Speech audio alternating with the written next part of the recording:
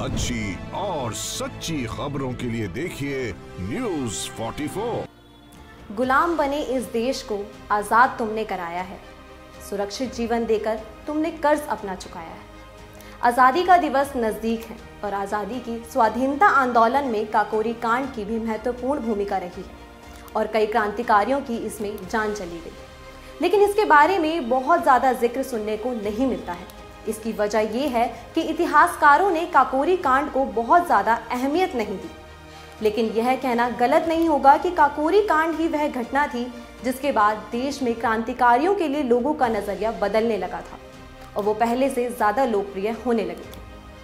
अंग्रेजों के खिलाफ लड़ी गई आज़ादी की लड़ाई कई वर्षों तक चली। इस दौरान अलग अलग वाक़ये हुए, कई छोटी बड़ी घटनाएं हुई जो इतिहास में दर्ज हो गई।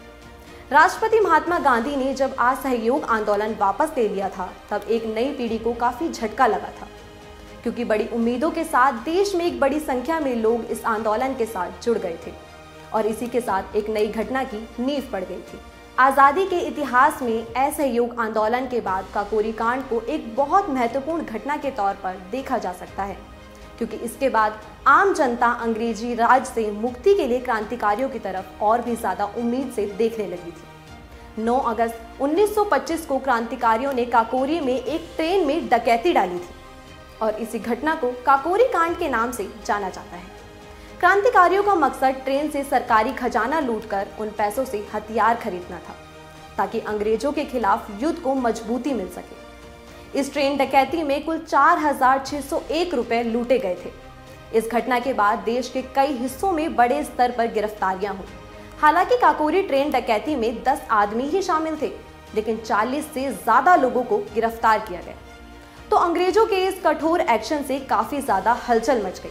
फिर जवाहरलाल नेहरू, गणेश शंकर विद्यार्थी और बड़े बड़े लोगों ने जेल में क्रांतिकारियों से मुलाकात की और मुकदमा लड़ने में दिलचस्पी दिखाई।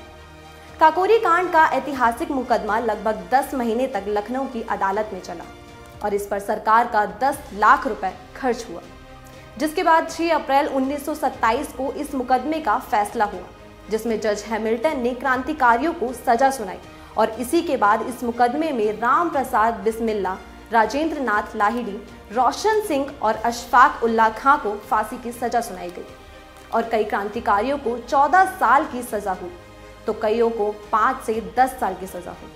फांसी की सजा की खबर सुनते ही जनता आंदोलन पर उतारू हो गई और अदालत के फैसले के खिलाफ सभी ने लखनऊ चीफ कोर्ट में अपील दायर की, लेकिन कोई फायदा नहीं हुआ और 17 दिसंबर 1927 को सबसे पहले गांडा जेल में राजेंद्र नाथ लाहिड़ी को फांसी दी गई। ऐसे ही एक एक कर सभी क्रांतिकारियों को फांसी हो गई।